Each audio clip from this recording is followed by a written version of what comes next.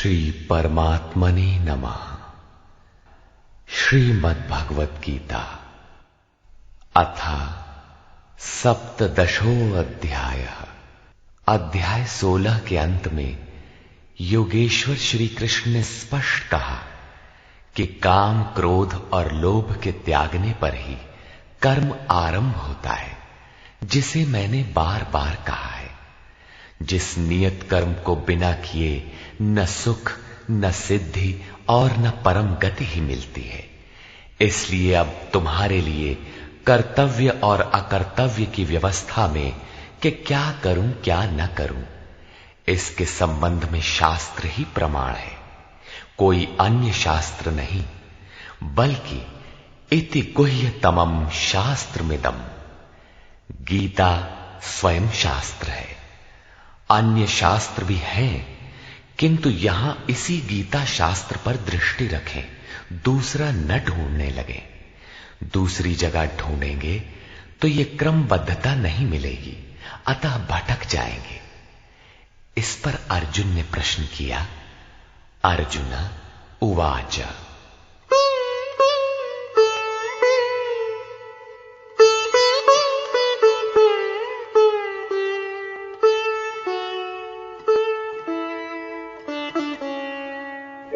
ये शास्त्रविधिमुत्सृज्य यजन्ते श्रद्धयान्विताः तेषां निष्ठा तु का कृष्ण सत्त्वमाहो रजस्तमः। हे श्री कृष्ण, जो मनुष्य शास्त्र विधि को छोड़कर श्रद्धा सहित यजन करते हैं, उनकी गति कौन सी है? सात्विकी है, राजसी है अथवा तामसी है? यजन में देवता, यक्ष, भूत इत्यादि सभी आ जाते हैं। श्री भगवान वाच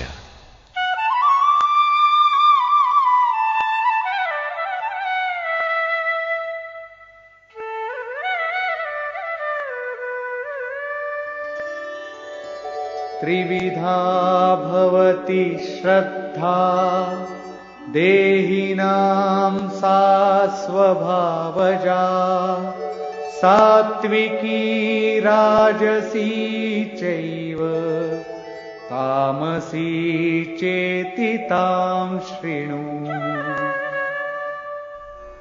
अध्याय 2 में योगेश्वर ने बताया था कि अर्जुन, इस योग में निर्धारित क्रिया एक ही है। अविवेकियों की बुद्धि अनंत शाखाओं वाली होती है, इसलिए वे अनंत क्रियाओं का विस्तार कर लेते हैं। दिखावटी शोभा युक्त वाणी में उसे व्यक्त भी करते हैं। उनकी वाणी की छाप जिनके चित्त पर पड़ती है अर्जुन, उनकी भी बुद्धि नष्ट हो जाती है, न कि कुछ पाते हैं। ठीक इसी की पुनरावृत्ति यहां पर भी है कि जो शास्त्र विधि मुत्सृज्य, शास्त्र विधि को त्याग कर भजते हैं, उनकी श्रद्धा भी 3 प्रकार की होती है। इस पर श्री कृष्ण ने कहा, मनुष्य की आदत से उत्पन्न हुई वो श्रद्धा सात्विकी, राजसी तथा तामसी ऐसे 3 प्रकार की होती है। उसे तुम मुझसे सुन। मनुष्य के हृदय में यह श्रद्धा अविरल है।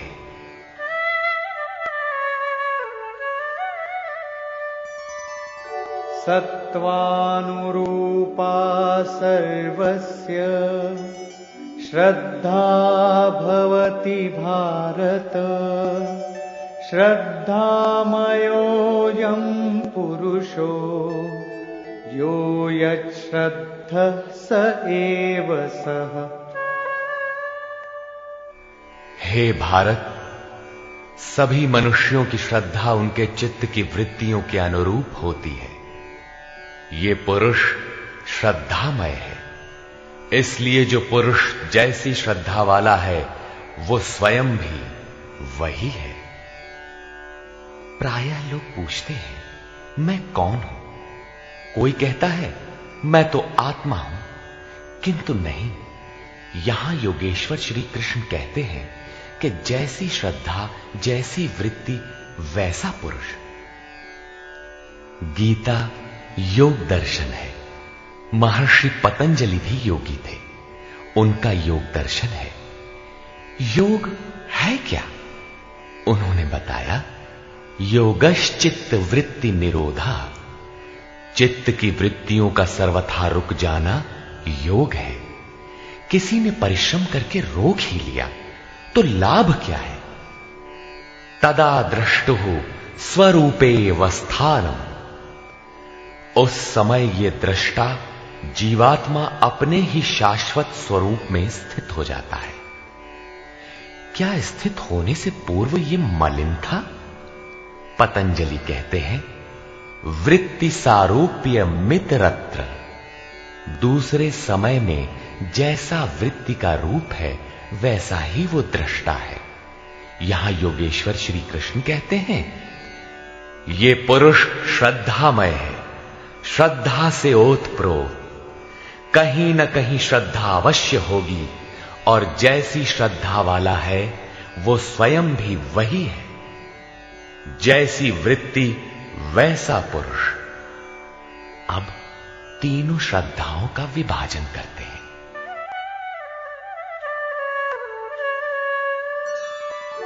यजन्ते सात्विका देवान् यक्षरक्षांसि राजसाः प्रेतान् भूतगणांश्चान्ये यजन्ते तामसा जनाः। उनमें से सात्विक पुरुष देवताओं को पूजते हैं, राजसी पुरुष यक्ष और राक्षसों को पूजते हैं, तथा अन्य तामस पुरुष प्रेत और भूतों को पूजते हैं। वे पूजन में अथक परिश्रम भी करते हैं।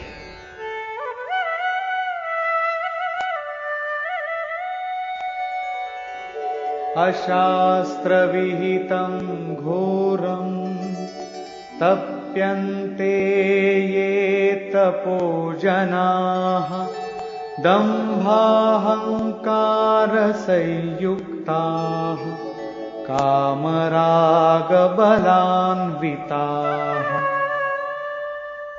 वे मनुष्य शास्त्र विधि से रहित घोर कल्पित अर्थात कल्पित क्रियाएं रचकर तप तपते हैं।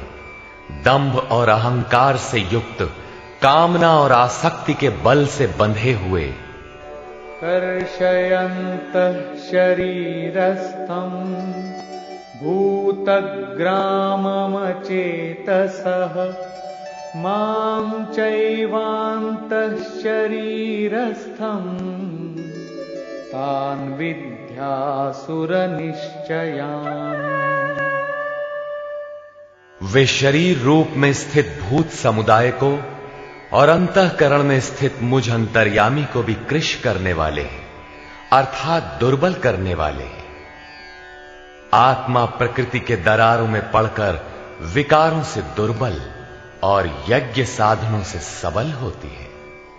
उन अज्ञानियों अर्थात अचेतों को निश्चय हेतु असुर जान, अर्थात वे सब के सब असुर हैं।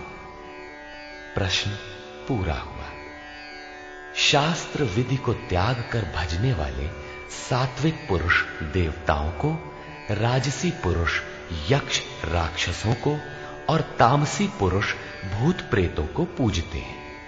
केवल पूजते ही नहीं, घोर तप तपते हैं। किंतु अर्जुन, शरीर रूप से भूतों को और अंतर्यामी रूप से स्थित मुझ परमात्मा को दुर्बल करने वाले हैं, मुझसे दूरी पैदा करते हैं, न कि भजते हैं। उनको तू असुर जान, अर्थात देवताओं को पूजने वाले भी असुर ही हैं। इससे अधिक कोई क्या कहेगा? अतः जिसके ये सभी अंश मात्र हैं, उन मूल एक परमात्मा का भजन करें। इस पर परम योगेश्वर श्री कृष्ण ने बारंबार बल दिया है।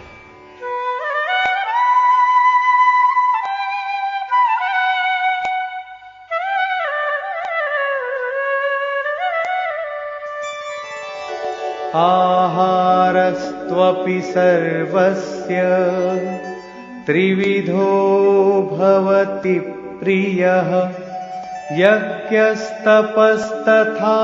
दानम् तेषां भेदमिमं शृणु। अर्जुन, जैसे श्रद्धा 3 प्रकार की होती है, वैसे ही सबको अपनी अपनी प्रकृति के अनुसार भोजन भी 3 प्रकार का प्रिय होता है, और वैसे ही यज्ञ, तप और दान भी 3-3 प्रकार के होते हैं। उनके भेद को तू मुझसे सुन। पहले प्रस्तुत है आहार। आयु सत्वबलारोग्य सुख प्रीति विवर्धनाः रस्या स्निग्धा स्थिरा हृद्या आहारा सात्विक प्रिया। आयु, बुद्धि, बल, आरोग्य, सुख और प्रीति को बढ़ाने वाले, रस युक्त चिकने और स्थिर रहने वाले तथा स्वभाव से ही हृदय को प्रिय लगने वाले भोज्य पदार्थ सात्विक पुरुष को प्रिय होते हैं। योगेश्वर श्री कृष्ण के अनुसार स्वभाव से हृदय को प्रिय लगने वाला, बल, आरोग्य, बुद्धि और आयु बढ़ाने वाला भोज्य पदार्थ ही सात्विक है। जो भोज्य पदार्थ सात्विक है, वही सात्विक मनुष्य को प्रिय होता है। कट्वं ललवणात्युष्ण तीक्ष्ण रूक्ष विदाहिनः आहारा राजसस्येष्टा दुःख शोकामय प्रदाः। कड़वे, खट्टे, अधिक नमकीन, अत्यंत गर्म, तीखे, रूखे, दाहकारक और दुख, चिंता तथा रोगों को उत्पन्न करने वाले आहार राजस पुरुष को प्रिय होते हैं।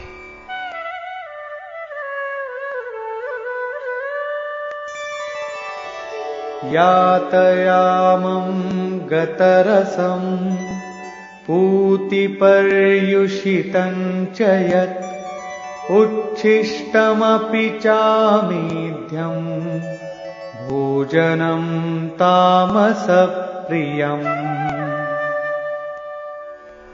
जो भोजन 1 प्रहर अर्थात 3 घंटे से अधिक पहले का बना हुआ है, गत रसम, रस रहित, दुर्गंध युक्त, बासी, उच्छिष्ट अर्थात जूठा और अपवित्र भी है, वो तामस पुरुष को प्रिय होता है।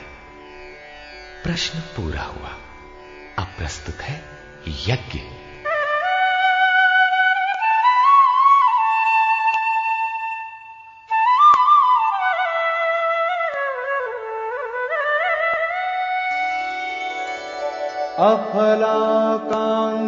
अफलाकांक्षिभिर्यज्ञो विधिदृष्टो य ईज्यते यष्टव्यमेवेति मनः समाधाय स सात्विकः। जो यज्ञ विधि दृष्ट शास्त्र विधि से निर्धारित किया गया है, जैसा पीछे अध्याय 3 में यज्ञ का नाम लिया, अध्याय 4 में यज्ञ का स्वरूप बताया कि बहुत से योगी प्राण को अपान में, अपान को प्राण में हवन करते हैं। प्राण अपान की गति निरोध कर प्राणों की गति स्थिर कर लेते हैं, संयमाग्नि में हवन करते हैं। इस प्रकार यज्ञ के 14 सोपान बताए, जो सब के सब ब्रह्म तक की दूरी तय करा देने वाली एक ही क्रिया की ऊंची नीची अवस्थाएं हैं। संक्षेप में यज्ञ चिंतन विशेष की प्रक्रिया का चित्रण है, जिसका परिणाम सनातन ब्रह्म में प्रवेश है, जिसका विधान इस शास्त्र में किया गया है। उसी शास्त्र विधान पर पुनः बल देते हैं कि अर्जुन, शास्त्र विधि से नियत किए हुए जिसे करना ही कर्तव्य है तथा जो मन का निरोध करने वाला है, जो फल को न चाहने वाले पुरुषों द्वारा किया जाता है, वो यज्ञ सात्विक है।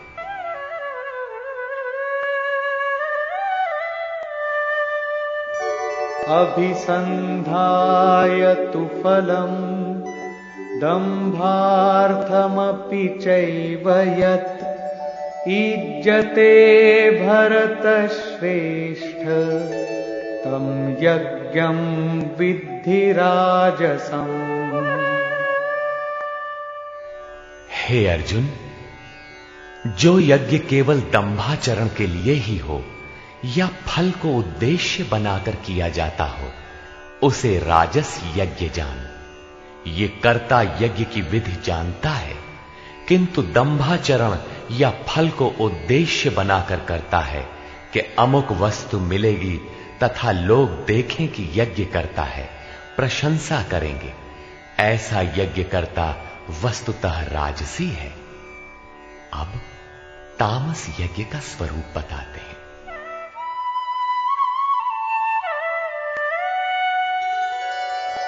विधिहीनमसृष्टान्नम् मन्त्रहीनमदक्षिणम् श्रद्धाविरहितं यज्ञम् तामसं परिचक्षते।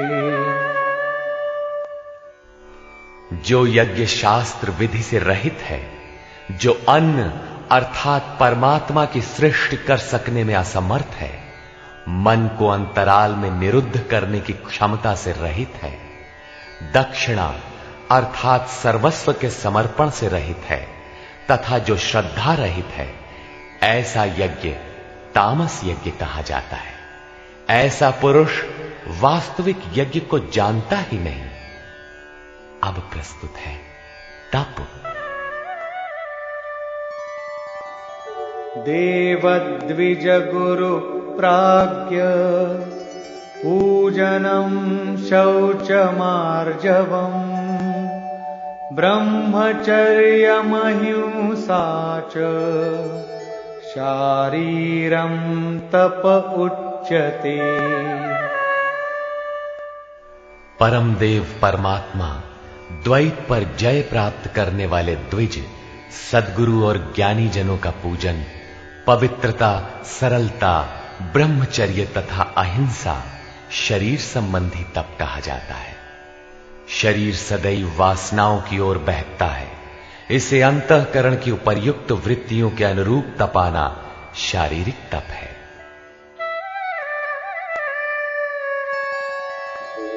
अनुद्वेगकरं वाक्यं सत्यं प्रियहितं च यत् स्वाध्यायाभ्यसनं चैव वाङ्मयं तप उच्यते। उद्वेग न पैदा करने वाला, प्रिय, हितकारक और सत्य भाषण तथा परमात्मा में प्रवेश दिलाने वाले शास्त्रों के चिंतन का अभ्यास, नाम जप, ये वाणी संबंधी तप कहा जाता है। वाणी विषयोन्मुख विचारों को भी व्यक्त करती रहती है। इसे उस ओर से समेटकर परम सत्य परमात्मा की दिशा में लगाना वाणी संबंधी तप है। अब मन संबंधी तप देखें।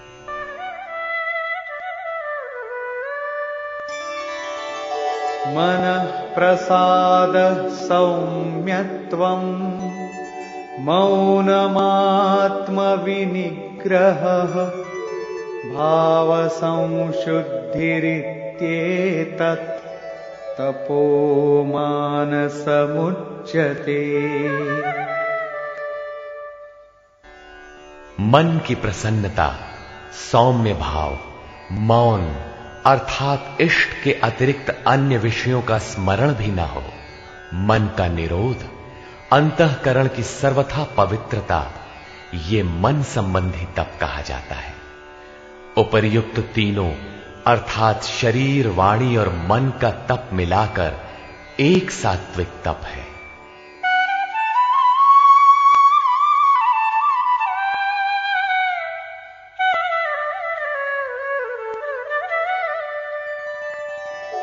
श्रद्धया परया तप्तम् तपस्तत्त्रिविधं नरैः अफलाकाङ्क्षिभिर्युक्तैः सात्विकं परिचक्षते। फल को न चाहते हुए अर्थात निष्काम कर्म से युक्त पुरुषों द्वारा परम श्रद्धा से किए हुए उपर्युक्त तीनों तपों को मिलाकर सात्विक तप कहते हैं। अब प्रस्तुत है राजस तप।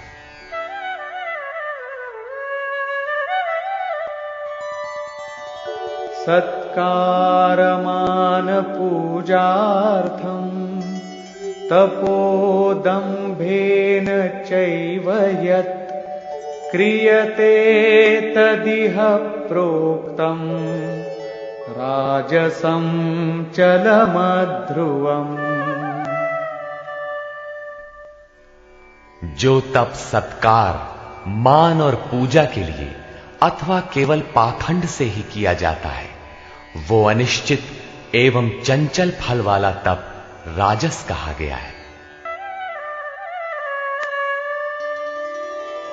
मूढ़ग्राहेणात्मनो यत् पीडया क्रियते तपः परस्योत्सादनार्थं वा तत्तामसमुदाहृतम्। जो तप मूर्खता पूर्वक हठ से मन, वाणी और शरीर की पीड़ा सहित अथवा दूसरे का अनिष्ट करने के लिए बदले की भावना से किया जाता है, वो तप तामस कहा गया है। इस प्रकार सात्विक तप में शरीर, मन और वाणी को मात्र इष्ट के अनुरूप ढालना है। राजस तप में तप की क्रिया वही है, किंतु दंभ मान सम्मान की इच्छा से तपते हैं। प्रायः महात्मा लोग घर बार छोड़ने के बाद भी इस विकार के शिकार हो जाते हैं। और तीसरा तामसी तप अविधि पूर्वक होता है, दूसरों को पीड़ा पहुंचाने के दृष्टिकोण से होता है। अब प्रस्तुत है दान।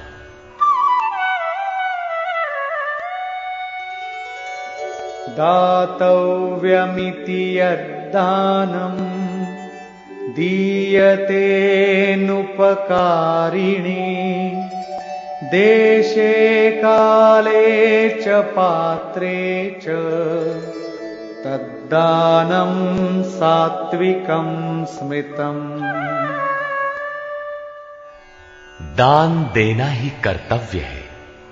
इस भाव से जो दान देश अर्थात स्थान, काल अर्थात समयानुकूल और सत्य पात्र के प्राप्त होने पर बदले में उपकार की भावना से रहित होकर दिया जाता है, वो दान सात्विक कहा गया है। यत्तु प्रत्युपकारार्थं फलमुद्दिश्य वा पुनः दीयते च परिक्लिष्टम् तद्दानं राजसं स्मृतम्। जो दान क्लेश पूर्वक अर्थात जो देते नहीं बनता लेकिन देना पड़ रहा है तथा प्रत्युपकार की भावना से ये करूंगा तो ये मिलेगा अथवा फल को उद्देश्य बनाकर फिर दिया जाता है, वो दान राजस कहा गया है।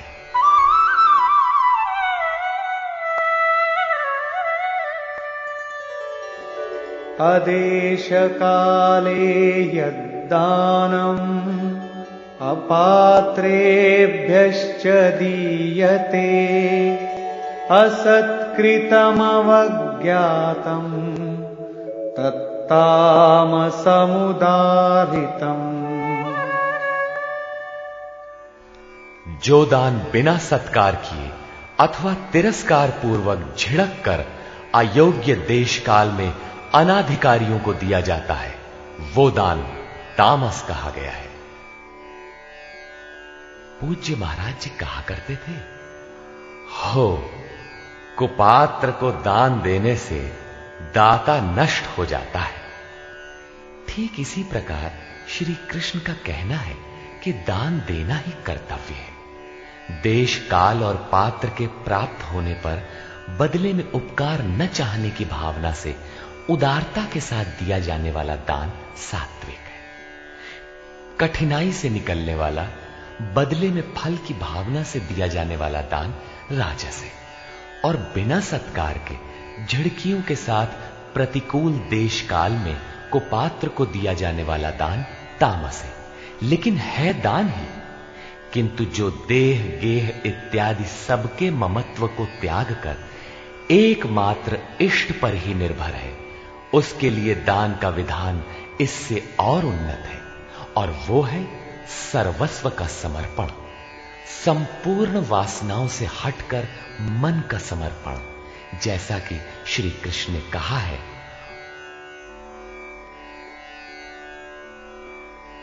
मय्येव मन आधत्स्व, अतः दान नितांत आवश्यक है। अब प्रस्तुत है ओम, तत् और सत का स्वरूप।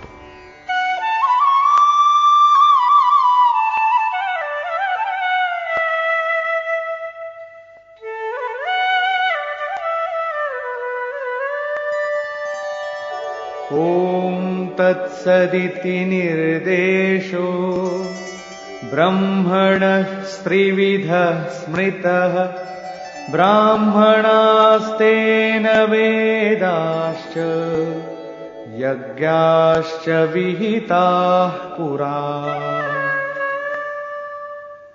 अर्जुन, ओम, तत् और सत ऐसा 3 प्रकार का नाम ब्रह्मणः निर्देशः स्मृतः, ब्रह्म का निर्देश करता है, स्मृति दिलाता है, संकेत करता है और ब्रह्म का परिचायक है। उसी से पुरा, पूर्व में अर्थात आरंभ में ब्राह्मण, वेद और यज्ञादि रचे गए हैं, अर्थात ब्राह्मण, यज्ञ और वेद ओम से पैदा होते हैं। ये योग जन्य है, जन्मना नहीं। ओम के सतत चिंतन से ही इनकी उत्पत्ति है और कोई तरीका नहीं है।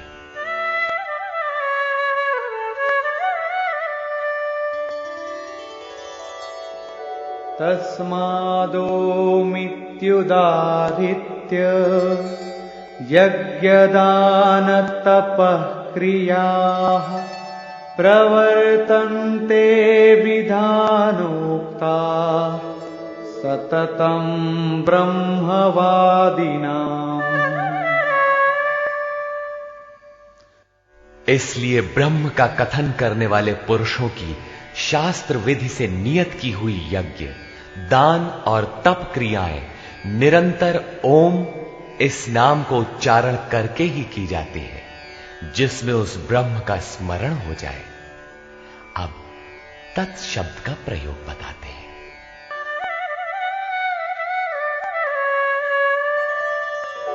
तदित्यनभिसन्धाय फलं यज्ञतपः क्रियाः दानक्रियाश्च विविधाः क्रियन्ते मोक्षकांक्षिभिः।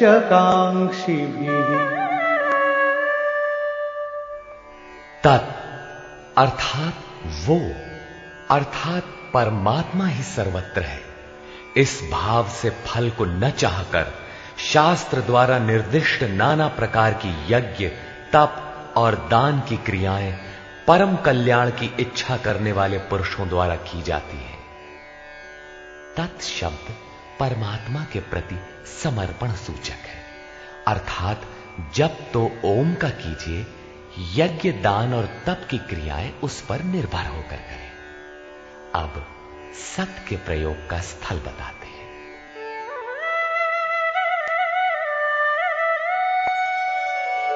सद्भावे साधुभावे च सदित्येतत् प्रयुज्यते प्रशस्ते कर्मणि तथा सच्छब्दः पार्थ युज्यते। गीता के आरंभ में ही अर्जुन ने प्रश्न खड़ा किया था कि कुल धर्म ही शाश्वत है, सत्य है। तो श्री कृष्ण ने कहा, अर्जुन, तुझे यह अज्ञान कहां से उत्पन्न हुआ? सत वस्तु का तीनों कालों में कभी अभाव नहीं होता, उसे मिटाया नहीं जा सकता, और असत वस्तु का तीनों कालों में अस्तित्व नहीं है, उसे रोका नहीं जा सकता। वस्तुतः वो कौन सी वस्तु है जिसका तीनों कालों में अभाव नहीं है? और वो असत वस्तु है क्या जिसका अस्तित्व नहीं? तो बताया, ये आत्मा ही सत्य है और भूतादिकों के समस्त शरीर नाशवान है। आत्मा सनातन है, अव्यक्त है, शाश्वत और अमृत स्वरूप है। यही परम सत्य है। सत, ऐसे परमात्मा का ये नाम सद्भावे, सत्य के प्रति और साधुभाव में प्रयोग किया जाता है। और हे पार्थ, जब कर्म सांगो पांग भली प्रकार होने लगे, तब सत शब्द का प्रयोग किया जाता है। सत का अर्थ ये नहीं है कि ये वस्तुएं हमारी हैं। जब शरीर ही हमारा नहीं है, तो इसके उपभोग में आने वाली वस्तुएं हमारी कब है? ये सत नहीं है। सत का प्रयोग केवल एक दिशा में किया जाता है। सद्भाव में आत्मा ही परम सत्य है।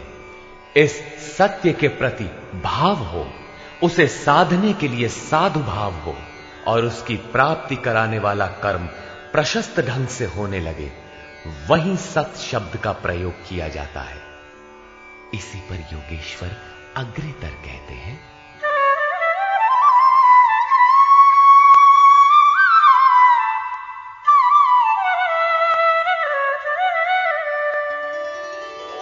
यज्ञे तपसि दाने च स्थितिः सदिति चोच्यते।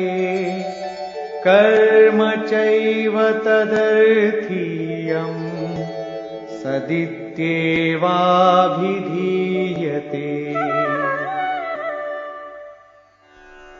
यज्ञ, तप और दान को करने में जो स्थिति मिलती है, वो भी सत्य है, ऐसा कहा जाता है। तदर्थीयम, उस परमात्मा की प्राप्ति के लिए किया हुआ कर्म ही सत्य है, ऐसा कहा जाता है। अर्थात उस परमात्मा की प्राप्ति वाला कर्म ही सत्य है। यज्ञ, दान, तप तो इस कर्म के पूरक हैं। अंत में निर्णय देते हुए कहते हैं कि इन सब के लिए श्रद्धा आवश्यक है।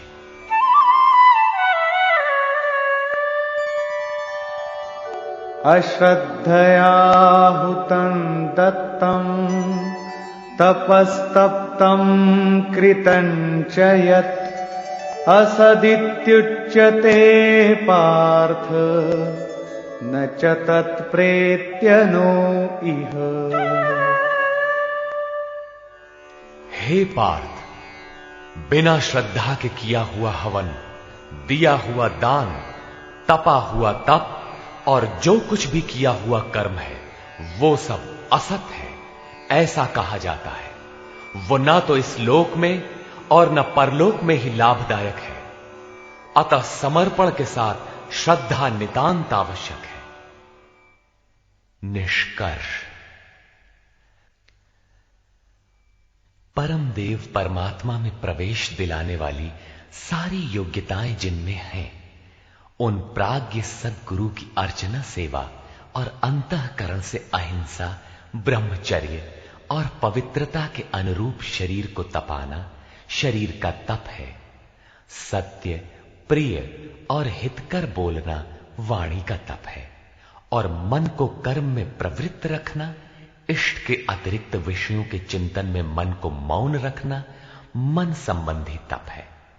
मन, वाणी और शरीर तीनों मिलाकर इस ओर तपाना सात्विक तप है। राजसी तप में कामनाओं के साथ उसी को किया जाता है, जबकि तामसी तप शास्त्र विधि से रहित स्वेच्छाचार है। कर्तव्य मानकर देश, काल और पात्र का विचार करके श्रद्धा पूर्वक दिया गया दान सात्विक है। किसी लाभ के लोभ में कठिनाई से दिया जाने वाला दान राजसी है और झिड़क कर कुपात्र को दिया जाने वाला दान तामसी है। ओम तत् और सत का स्वरूप बताते हुए योगेश्वर श्री कृष्ण ने कहा कि ये नाम परमात्मा की स्मृति दिलाते हैं। शास्त्र विधि से निर्धारित तप, दान और यज्ञ आरंभ करने में ओम का प्रयोग होता है और पूर्ति में ही ओम पिंड छोड़ता है। तत् का अर्थ है वो परमात्मा, उसके प्रति समर्पित होकर ही वो कर्म होता है और जब कर्म धारावाही होने लगे तब सत का प्रयोग होता है। भजन ही सत है। सत के प्रति भाव और साधु भाव में ही सत का प्रयोग किया जाता है। परमात्मा की प्राप्ति करा देने वाले कर्म, यज्ञ, दान और तप के परिणाम में भी सत का प्रयोग है और परमात्मा में प्रवेश दिला देने वाला कर्म निश्चय पूर्वक सत है। किंतु इन सब के साथ श्रद्धा आवश्यक है। श्रद्धा से रहित होकर किया हुआ कर्म, दिया हुआ दान, तपा हुआ तप न इस जन्म में लाभकारी है न अगले जन्मों में ही। श्रद्धा अपरिहार्य है। संपूर्ण अध्याय में श्रद्धा पर प्रकाश डाला गया और अंत में ओम, तत् और सत की विशद व्याख्या प्रस्तुत की गई जो गीता के श्लोकों में पहली बार आया है। अतः ओम तत्सदिति श्रीमद् भगवद गीता सूपनिषत्सु ब्रह्म विद्यायाम योग शास्त्रे श्री कृष्ण अर्जुन संवादे ओम तत्सत् श्रद्धात्रय विभाग योगो नाम सप्तदशो अध्यायः।